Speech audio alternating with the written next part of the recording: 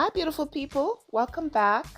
So, today we are going to do a recap and a review of Love and Marriage Huntsville, Season 5, Episode 14, titled The Cold and the Beautiful. So, this is the final episode of the Season 5. I saw like a preview that they're saying this is Season 4, but remember we had a huge break and when we came back, so to me, this is Season 5. So I'm not sure. I've been reviewing it the entire season and 14 episodes in, and you're going to tell me this is Season 4? I don't think so. So this is Love and Marriage Huntsville, Season 5, Episode 14, the finale episode. So we start off the episode. We have Melody at home, and Melody has ordered a private massage at home, and she has Stormi come over. Stormi is asking her about, the family trip. How did it go? Melody let her know, it went well. Both grandmothers were there, and Martell. So everybody had a great time. And Mel is asking her, not Mel, Stormi is asking Mel, how does she feel about Martell dating Sheree from the Real Housewives of Atlanta? Because by now it had hit social media that Martell was dating someone, and we found out that it was Sheree Whitfield. So Mel basically told her, listen, I don't care. They do what they want. He was dating a whole other person while we were still married. So the fact that we're now divorced, it doesn't even matter to me. So she's good with that.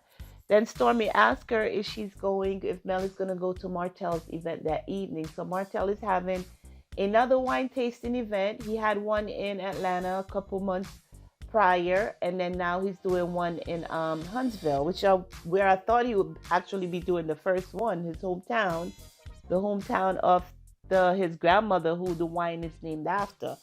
So now he's having one, and Stormi is asking Mel if she's gonna go, and Mel was like, no, I don't think I'm gonna go. I figured she would go to kind of support him, which is what Stormi felt as well, but she said no. She's going to sit this one out. She'll support him in other events, but not this. So now we have the day of the event, the afternoon of. Martell is visiting the event space to make sure everything is happening. I believe his cousin is the one who's organizing this one. Melnika ordered the one in Atlanta, but this one is being organized by his cousin. He is there. He invited Chris Fletcher, and he also invited Destiny as some form of support before all the guests starts arriving. So while Destiny is there, they chit chat a little bit about including the fact he's dating Sheree. And Destiny asks him, so how do you feel about this? And she plays a recording, I believe, of Melody doing an interview with TMZ, I think, that she's telling him, I don't care what he does. Basically the same thing she told Stormi. I don't care what he does. He was dating a whole person while we were married. So now that we're single, don't really give, So Destiny asked Martell, so how do you feel about that? He's like, well, she could say whatever she wants, but she can't be bashing me like that. So he was a little bit upset about it. So now we head over to Latisha and Marsau, and they're getting ready for the event. Latisha is picking out their clothes, and she's trying to coordinate with Marsau. And Marsau's like, me, I'm fine. Just give me a white t-shirt and some slacks, and we good to go. I'm not the dresser in the group. We got Martell and Maurice being the dresser. He's like, last time Martell showed up in a chinchilla stole, and pretty soon he's going to show up just like a walrus or something to that. He's like, I'm not into it. Just give me something to put on, and I'll go. Then he was also again talking about the interview, and Marsau said something, that make you think. He's like, it seemed like Mel was fine when Martell was dating down, meaning, they thought he would go to Ariane, the baby mom, be with the mistress. But he's like, Mel seems to be really bothered that he's actually leveling up. So I don't know if there was any truth to that at all. Because Mel is really not showing her feelings about it. And why would she care? They're done. So, everybody's moving on with their lives. Maybe because we haven't really seen her dating on anybody. That's why we're kind of, putting all our attention on Martell and his dates. But I'm sure Melly's gonna come out here with somebody soon that's gonna be having our mouth wide open. I'm sure it's coming. Um, so yeah, they were talking about that. Latisha was like, I'm just looking forward to tasting the wine. Because Marsau was saying, or they were both saying, I wonder if Sheree's gonna come. And she was like, well, I'm really just looking forward to tasting the wine. And now we have the actual evening of the event. So the whole episode was really circled around Martell's wine event. Just like how some episodes we have where Mel was releasing a project, we had almost the entire episode focused on her. This is what we're doing for Martell. I guess they feel that they have to be, level the playing field. If you do for one, you have to do for the other. So most of this entire episode was circled around the event, and that's where everybody was anyway. So they took the opportunity to discuss different topics while they were at the event. So like I said, this is the evening of the event. The ladies are over together in a little corner just talking. We have Latisha, Tiffany, Stormi, and then we have Destiny come along. And everybody's, wondering out loud if Sheree's going to come, if Mel is going to come. They just want to see how everything is. When Destiny walked over, Tiffany asked her, so how are things with you and Mel? She's like, well, we're cool. We could be in a room together and everything be all right. So you figure you would drop it there, but no. Tiffany pushes on forward to ask another question. So Destiny gets in the confessional and says that Tiffany is unaware, is type unaware or something like that. Like she doesn't know how to read the room. She doesn't know how to take a hint. Because from the tone where Destiny answered Tiffany, anybody will know, like, listen, stop asking questions. Tisha Face said it like, okay, you don't want to answer it. Stormi was like, all right. But no, Tiffany kept pushing forward. So that is what Destiny had to say about Tiffany. She doesn't know when to stop talking. So, all right, they were like, you think Sheree's going to come? And they were like, oh, we're curious to see. But Martell went in the confessional and told us that if he felt, they talked about it and she felt, they came to a conclusion that she should sit this one out because this is, the attention was going to be on them since they're newly dating. And he really wanted the focus to be on the wine, the event, the family, the friends and stuff. So she would not be coming. So, also, just before Martell gave his speech, Chris Fletcher, took Marsau to the side and he's like, man, I'm getting a lot of heat about this trip that we were supposedly took together back in January. So they had a discussion about it. Marsau's like, I wouldn't put somebody in a situation purposely to get them in trouble if they weren't around. But he's like, going forward, if he's going to hang out with Chris Fletcher, he needs to have a stenographer, a videographer, a video camera, and he needs to go live because Chris don't know how to, Chris don't know how to be what they call, the friend who's going to make sure that he covers your story. Chris was not there for that. He was like, I'm not going to be covering for you because, that's not who I am. In a roundabout way, he let Marsau know, don't do that to me again, dude, because I'm not going to back you up. I'm going to get myself in trouble for backing you up. But he said that Marsau said the reason that he was so coy about the answer to Tisha is because he was getting tired of people, insinuating things, putting him in places that he wasn't, putting him with people that he wasn't with. And she kept asking too many questions. So he needed to play with her a little bit to get her to calm down and leave things alone. So that was the talk between Chris and Marsau. Martell gave his speech. He fumbled a little bit just like he did initially with the one in Atlanta, but he got through it. He said some nice things about his grandmother, his mom, and his extended family. So that was that. Now, while there, I guess they had a little group session or whatever. We had Kimmi, Maurice, Destiny, Stormi, and her husband, Courtney. So Kimmi took them to the side and let them know what was happening with her. She told Stormi the day of her peace party, or the night of her peace party, that's what was happening with her, and she wasn't willing to share. Stormi got up and gave her a hug. Destiny let her know that, listen, I know you won't be asking for it, but I'm here if you need anything. And Kimmi tell them, that's how I am. I don't ask. What happens is when I'm feeling bad or sad, I go home and my husband takes care of me. But the ladies were there for her. Of course, everybody shed a tear. As you would, she let them know that she is going through the chemo, and they're gonna get through it, and they're gonna be all right. So that was the talk between Kimmi and the ladies. Then we had Marsau have a talk with Jalen. This is the first time I've ever seen Jalen like open up so much. Um, he felt comfortable talking to Marsau, and he just let him know that he's scared. He's scared for his mom.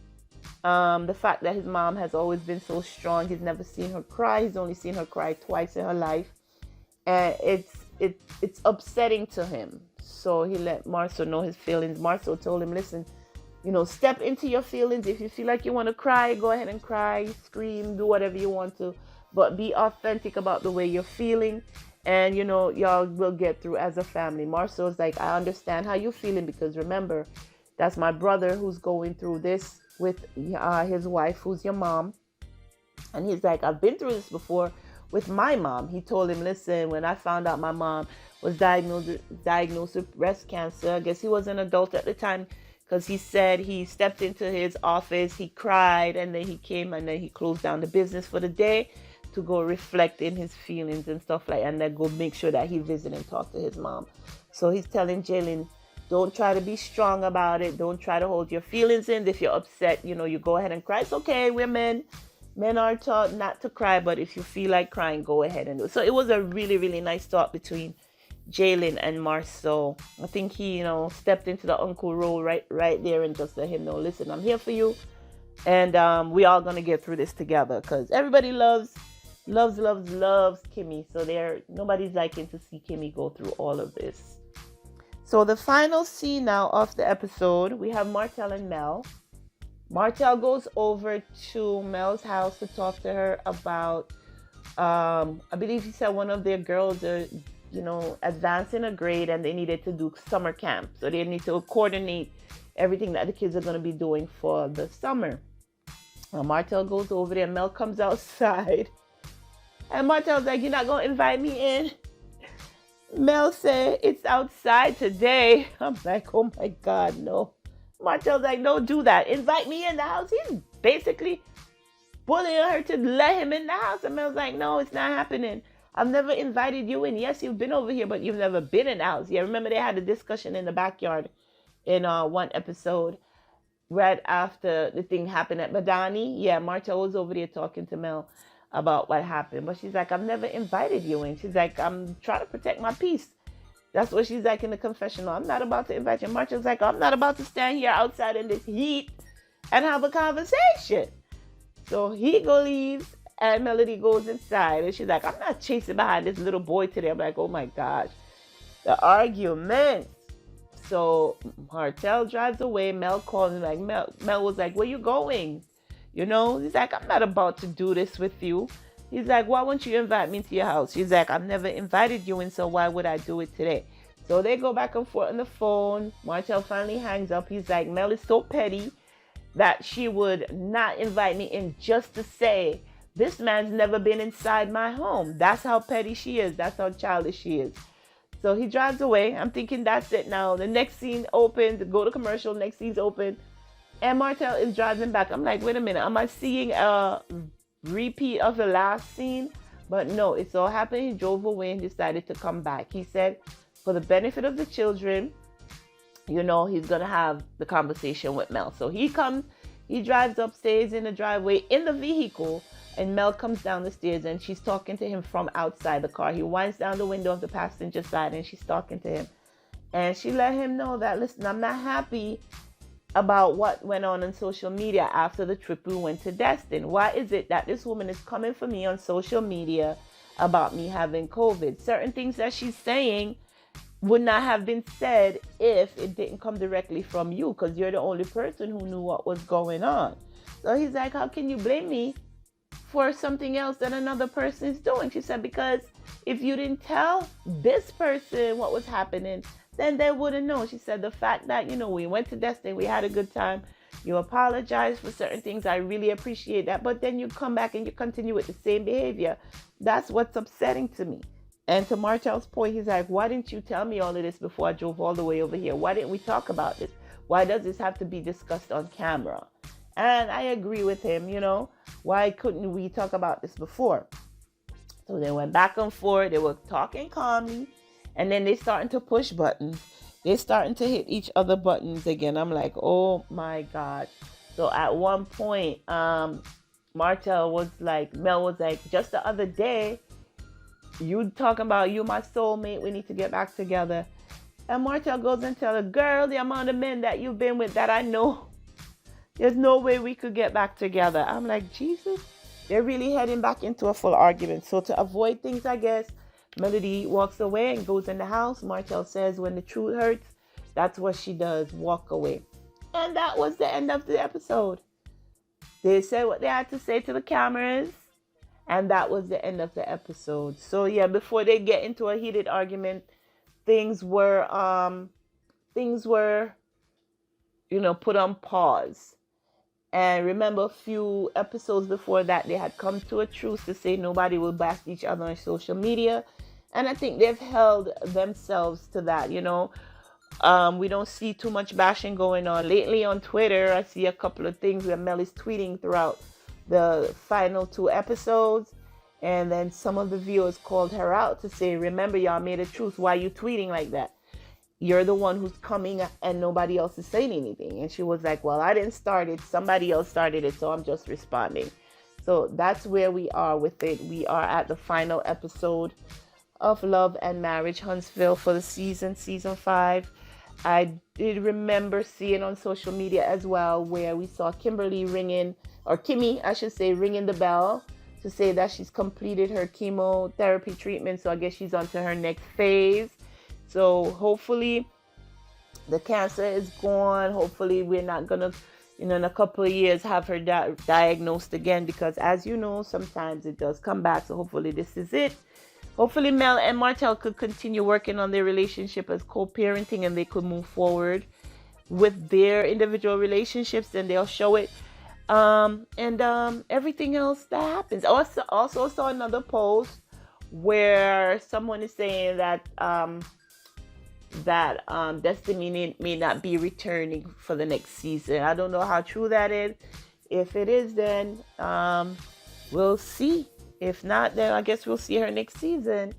And everybody's just doing their thing. So the next, I believe they say it's a 3-part reunion, if I'm not mistaken.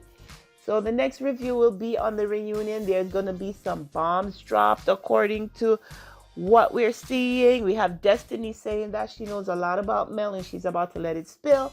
Maurice is saying Destiny don't do it. So we'll see what happens at the reunion.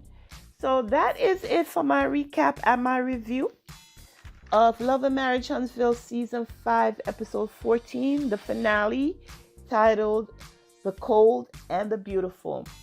Until next time, guys, be sure to take care of yourselves and your families. Bye-bye.